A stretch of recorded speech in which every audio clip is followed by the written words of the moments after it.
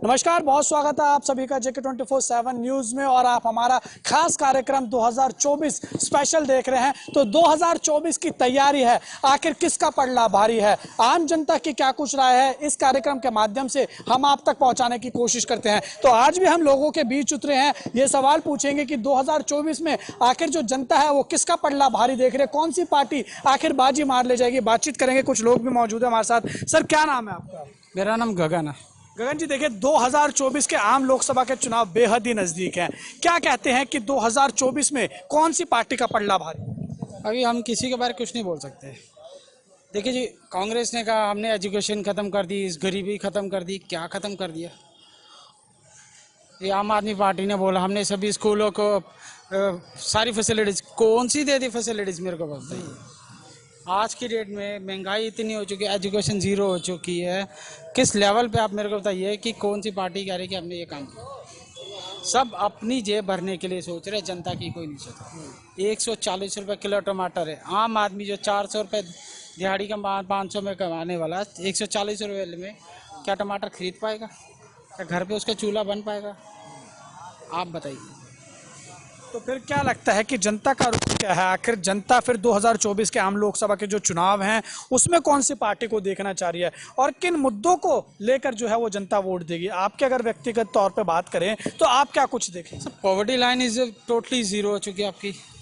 Education zero हो चुकी है। Bank balance, bank account, business account zero हो चुके हैं। बिजनेस ठप हो चुका है। किस लेवल से आप देखने जाते, कौन सी पार्टी आगे बढ़ रही है? क्या आप लोग कर रहे हैं?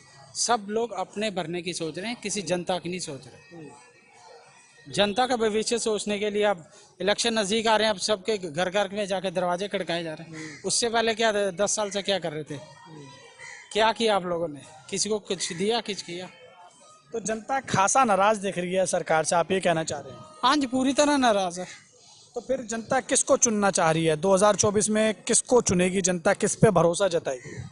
अभी तो भाई साहब भरोसा किसी पे नहीं किया जा सकता, ना आम आदमी पे। आम आदमी तो ना के मात्र है, कांग्रेस पे कुछ है नहीं ज़्यादा। मोदी जी हैं जो नज़र आता चाह रहा है, लेकिन आने वाले समय बताएगा जिसका क्या हो सकता है। क्या और भी लोगों से बातचीत करने की कोशिश करेंगे, लोगों का क्या कुछ कहना है। कुछ और भी लोग मौजूद है। सर, क्या नाम है आपका? मेरा नाम गगन चौबे है। गगन जी, देखिए हम एक सवाल लेकर देश की जनता के बीच में उतरे हैं। देश की जनता का जो रुख है वो जानना चाह रहे हैं। 2024 की तैयारी है, किसका पलड़ा भारी है, कौन सी पार्टी जनता सोच रही है कि आ गया? क्या कहेंगे? देखिए, आज के समय में बीजेपी के अलावा कोई पार्टी ही नहीं दिख रही है जिसको वोट दिया जाए। इसका कई रीजन है कि विपक्ष में कोई ऐसा नेता नहीं है जो प्रधानमंत्री बनने का योग्य, जो दिख रहा होगा जिसको प्रधानमंत्री बनाया जाए, इतने बड़े देश के लीडर बनाया जाए जो जा करके अपने बातों को विदेशों में रख सके। राहुल गांधी भी तो विदेश जाते हैं। राहुल गांधी विदेश जाते हैं, लेकिन राहुल गांधी के नाम पे आप हंस रहे हैं। राहुल गांधी को सीरियसली लेती जनता? सीरियसली लेने की बात नहीं है, वो भी अपने देश के युवा हैं, काम कर रहे हैं, लेकिन उनके अंदर वो प्रतिभा नहीं है कि विदेश में जा करके अपने भारत की छवि को बना करके रख पाएं और अपने लीडरशिप को कायम कर पाएं। कांग्रेस लेकिन कह रही है कि उन्होंने भारत जोड़ो यात्रा की है, 4000 किलोमीटर वो पैदल चले हैं, मोहब्बत की दुकान उन्होंने लगाई है नफरत के बाजारों में। तो देश की जनता को वो भी समझ नहीं आ रहा। तो राहुल गांधी की, आप हंस रहे हैं राहुल गांधी पे? उनकी मोहब्बत के दुकान देखिए, उनके मोहब्बत के दुकान उनके पहले कांग्रेसी आपस में जो उनकी पार्टियां हैं उसमें तो बना पाए, बाहर तो बाद में। मोहब्बत पहले अपने घर से स्टार्ट किया जाता है। जब राहुल गांधी अपनी पार्टियों को एकत्रित नहीं कर पा रहे हैं और विपक्ष में कोई नेता ऐसा नहीं है जो अपने लीडर को कायम कर सके, सब अपने आप में बड़े बड़े लीडर हैं, और एकजुट होने से तो सबसे ज़्यादा नुकसान कांग्रेस को दिख रही है। अच्छा, क्योंकि आपको क्या लगता है कि आपने एकजुटता की बात की है, अभी विपक्ष की एक बैठक हुई है बिहार में, सारे एक साथ वहां पर मौजूद रहे, सबने एक मंच पर आए, उन्होंने कहा कि हम बीजेपी से लड़ाई लड़ेंगे, बीजेपी को हराना है। आपको क्या लगता है सारे एक हो पाएंगे? जब पीएम के चेहरे की बात होगी तो कांग्रेस किसी और को पीएम बनने देगी अगर विपक्ष एकजुटता होती है? इसमें कुछ नहीं है। देखिए, अगर आप यूपी में आते हैं तो अखिलेश सरकार रहेगी तो कांग्रेस को कभी आने नहीं देगी। यहाँ पे अपने आप में माने कि कांग्रेस से बहुत ज़्यादा मजबूत, कांग्रेस से बीजेपी के बाद अगर कोई है तो अखिलेश की पार्टी है। बिहार में जाइए तो आरजेडी है, जेडीयू है, वो उनको कभी कांग्रेस को आने नहीं देगी। ममता जी बंगाल में अपना पकड़ बनाई ही रखी हैं, और अरविंद केजरीवाल अपनी जगह पे पंजाब और दिल्ली ऐसे ही उनके हाथों से गया। आप और कहीं भी चले जाइए, महाराष्ट्र में चले जाइए, वहाँ भी। तो इसमें नुकसान तो कांग्रेस की है। विपक्षी एकजुटता क्या लगती है, हो पाएगी? एकजुटता होने से, देखिए, एकजुटता होने से आज के समय में सारे जनता पठित है, सब लोग जानते हैं कि अगर एकजुटता केवल बना लेने से तो कुछ नहीं होता। फिर पता चला कि सरकार बन भी जाएगी तो सब अपने अपने मनमानी का करेंगे। आपको ये लगता है कि हिंदू मुस्लिम की राजनीति बीजेपी कर रही है, सिर्फ कांग्रेस और जो विपक्ष है वो इस तरीके की जो छवि है वो बीजेपी की बनाने की कोशिश कर रहा है? देखिए, पार्टियां कोई भी हो अपना वोट बैंक बनाने के लिए इस तरह के मुद्दा उठाती है, लेकिन उसके साथ साथ आप काम भी तो करिए, हमारे जरूरतें को पूरा भी तो करिए। अगर हमारे जरूरतों के पूरा ना करिए, आज के समय में आप अन्य देशों में देख लीजिए, पाकिस्तान को देख लीजिए, कोई भी मुद्दा हो, अपने परमाणु बम को लेकर के चाहे जो भी चीजें, वो लोग मुद्दा तो उठा रहे हैं, लेकिन उनके पास आज के समय में खाने पीने का अगर सुविधा नहीं है तो उस मुद्दे का वो क्या करेंगे? आने वाले समय में तो वो मुद्दा फिर कोई काम का नहीं रह जाएगा। तो बीजेपी हो चाहे कांग्रेस हो, सब लोग अपने अपने स्तर से राजनीति करते हैं, लेकिन काम भी करना होगा, देश के लिए हो, हमारे लिए हो। बीजेपी के सरकार में देखिए, पहले के पार्टियों से आज के समय में बीजेपी बहुत हद तक इन लोगों से सोच से परे, जैसे पहले जो गति थी कार्य करने का, उससे बीजेपी बहुत आगे बढ़ करके काम की है और इन लोगों के सोच से परे हुई है। क्योंकि देखिए, पहले सुविधाएं हमारे पास क्या थी? न मोबाइल की सुविधा नहीं थी, ना आप गैस सिलेंडर की बात होती है, गैस सिलेंडर इतना महंगा हो गया। जिस समय आप 400 में गैस सिलेंडर देते थे, उतना उस समय किसको मिलती थी गैस सिलेंडर? उस समय तो आदमी के लिए सोचना असंभव था कि कभी वो गैस पे गांव में कभी गैस पहुंच सकता है। तो ऐसे समय में देखिए, महंगा और सस्ता जो सुविधा दे रहा है वो पैसा ले रहा है, जो देता ही नहीं था। अब कांग्रेस देती 450 की, और उस समय कभी गाँव में किसी के घर सिलेंडर मिलता ही नहीं था, तो वैसा सस्ता होने या ना होने से क्या फायदा। अच्छा, आपसे ये भी हम जानना चाहते हैं कि अब ये बताइए, 2024 के चुनाव, आम चुनाव बहुत ही नजदीक हैं, जनता का आखिर रुख क्या है? जनता किसी और पार्टी की तरफ जाएगी?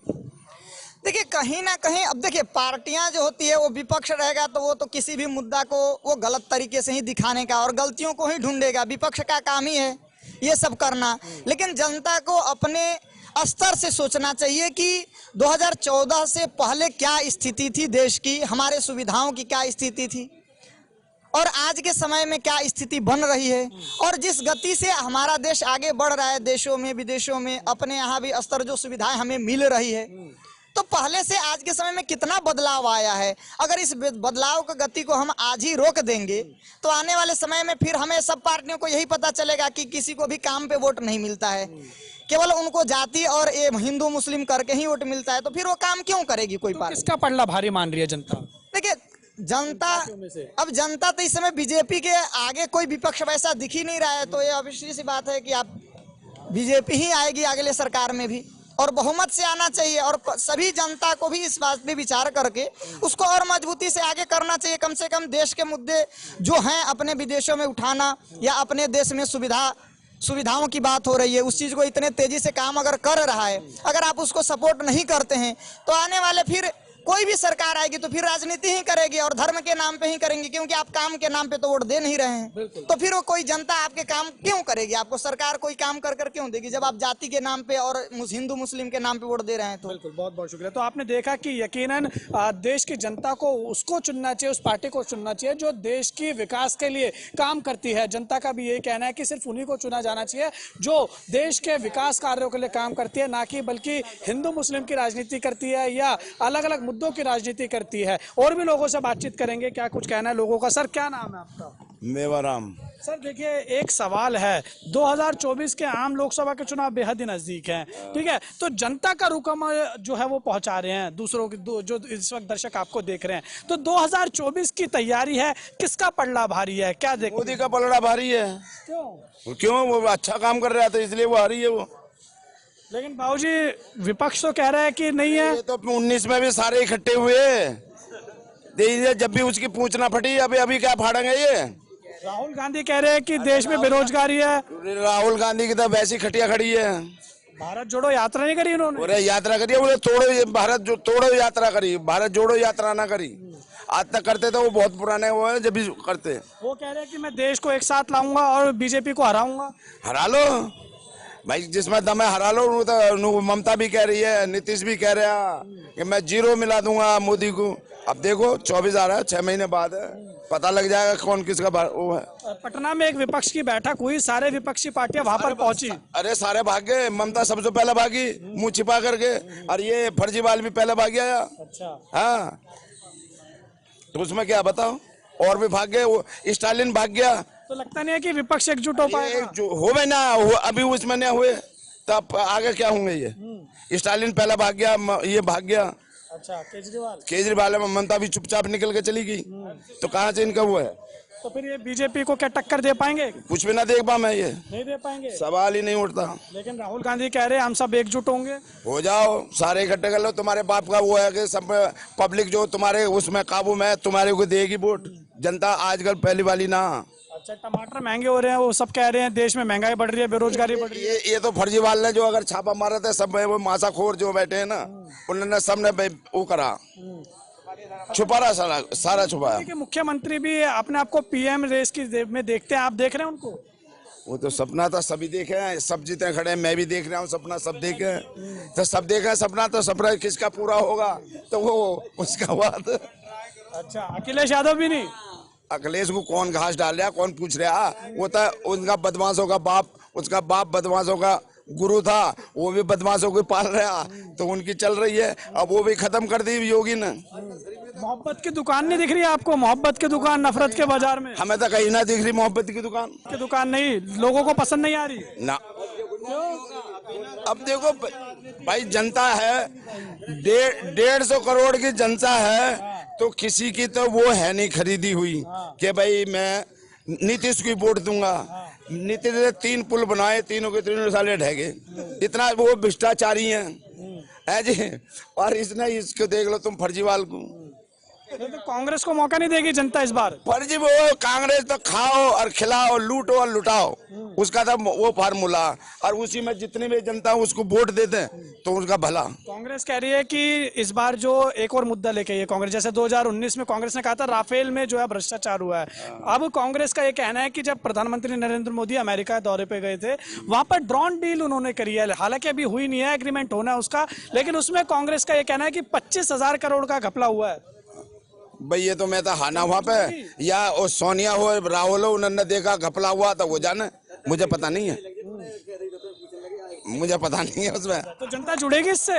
नहीं जुड़ेगी भाई साहब। राफेल जो है 6 घंटे हिंद महासागर में उड़ा, आज तक कोई फाइटर उड़ रहा, कोई 8 घंटे उड़ा।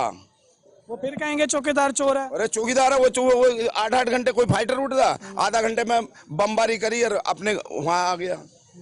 हिंद महासागर में कोई 8 घंटे उड़ा। चीन की हालत पतली हो गई, पाकिस्तान को तो रयास है वो भी खत्म हो गया।